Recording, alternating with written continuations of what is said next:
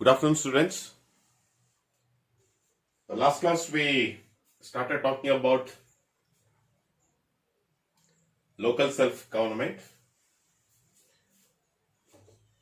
at rural areas. So already we talked something about Panchayat Raj Act of 1993. So according to the Panchayat Raj Act of 1993, it says at the village level there should be a three-tier system to look after the functioning of the village. The first one is Grama Panchayat, and the second one is Panchayat Samiti, and the third one is Jilla Parishad. Already we have talked about in the previous classes about Grama Sabha. Then we talked about Grama Panchayat, its functions. Then the last class we talked about the Panchayat Samiti, its introduction and composition of Panchayat Samiti. Then also we discussed about the functions of Panchayat Samiti in the previous classes. Okay, so already we talked the two village level functioning body. Okay, that is Grama Panchayat and Panchayat Samiti. Today's class we are going to have a discussion about the last topic of the lesson, that is of local self-government at rural. Okay, that is the last topic, that is Jilla Parishad. Okay, this will be the last topic of this particular lesson. When we talk about this Jilla Parishad, okay, this concept, here also we are going to talk first some introduction about Jilla Parishad. Okay, what exactly the Jilla Parishad is. Then we are going to have the composition of Jilla Parishad, then the presiding officer, tenure or term. Then finally we are going to the last concept, so that is functions of Jilla Parishad. Okay, so now let us go one by one. Okay, first and foremost, so when we talk about the Jilla Parishad, so that is introduction to the Jilla Parishad. If you see, it is being said that Jilla Parishad, okay, Jilla Parishad, it is a district level organization. That means every district there will be one Jilla Parishad as one of the organization.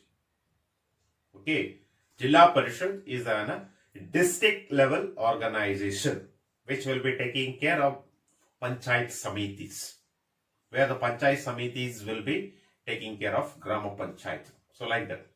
Okay. So under Jilla Parishad, under this district level organization, the Panchayat Samiti will be taken up. Okay, that is the first and foremost says. It's a district level organization. That means to every district there will be one Jilla Parishad. Okay. And second one, if you see Jilla Parishad, okay, if you see Jilla Parishad, it is the highest local body, that is from Grama Sabha, Grama Panchayat, then Panchayat Samiti, and we are having Jilla Parishad. So to the local self-government at the rural areas, the highest, the functioning body, so that is Jilla Parishad. They are the final decision taker. They are the final, the people who decides for the things for the development of a village, because they will have a straight or a direct link to the state government. So whatever the state government, the provisions or the schemes that comes to villages, first it comes to Jilla Parishad. From there, the Jilla Parishad being in a highest local body in the rural local self-government, so it is going to distribute whatever the provisions, whatever the programs or the schemes given by the state government to the various villages. So that is the reason it is called as a highest local body in the rural local self-government. Okay, that's the second aspect which we are having. And the third one, if you see, it coordinates the works of various Panchayat Samiti. That means when we are having Grama Sabha, Grama Panchayat, so the Jilla Parishad's main duty, okay, Jilla Parishad's main duty is to look after all the Panchayat Samitis of districts. Okay, in each district, how many Panchayat Samitis are there? All that Panchayat Samiti directly it will be under the control of Jilla Parishad. So Jilla Parishad is the one which is going to see various functioning of this Panchayat Samiti. So Panchayat Samiti is answerable to Jilla Parishad, and Jilla Parishad have complete right to question in the duties and the works of a Panchayat Samiti. Okay, so that is something about the Jilla Parishad, so which we are having it. And next, if you see some more, if you come to the concept, so that is a composition of Jilla Parishad.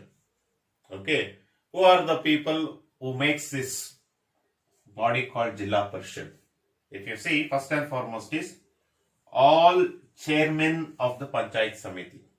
Okay, all chairmen. If suppose our district is having 50 or 60, the panchayats, samitis, or 20 or 30 samitis, all the 30 samitis chairman, they are the member of this Jilla Parishad. Okay, that's how the Jilla Parishad body is moved. Then second one is the members of parliament and members of state legislature. That is, suppose from that district, if there is MLAs and MPs. Okay, members of parliaments are nothing but MPs, and member of the state legislature is nothing but MLAs. Okay, if there is almost the MLAs will be there. If suppose the MPs also, if they are there, only in that district, only in that particular district, if they are there, such people also, they are a member to this Jilla Parishad. Okay, third, the members, the second and third members who makes this a body of Jilla Parishad. Then the representatives of cooperative societies. Okay, suppose if the cooperative societies are there, cooperative societies in the sense where the society is formed for the development of or to take care welfare of the farmers. Okay, that cooperative society members also, they are member of this Jilla Parishad. Then if women representatives, okay, women representatives from the scheduled caste, representatives from the scheduled tribes, they are also a part of this Jilla Parishad. Then very important is chairman of municipality, chairman of the municipality in that particular district.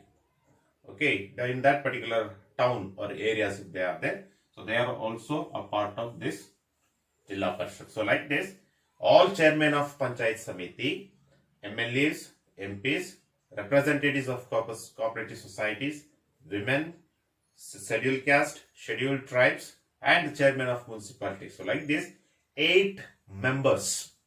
Okay, 8 different members or 8 different members of different functioning body. So makes up a body, so which is called as a Jilla Parishad. Okay, and to these people, when they are members, to coordinate or to look after, or all these people joins together and they elects. Okay, they elects a chairman to a Jilla Parishad, so who is called as a Pramukh or chairman. Okay, so we also call it as the Pramukh or the chairman. Okay, who are going to make, or who are the people who are responsible for the functioning of Jilla Parishad. Okay, elected by its members. These members are the one who elects the chairman to the Jilla Parishad.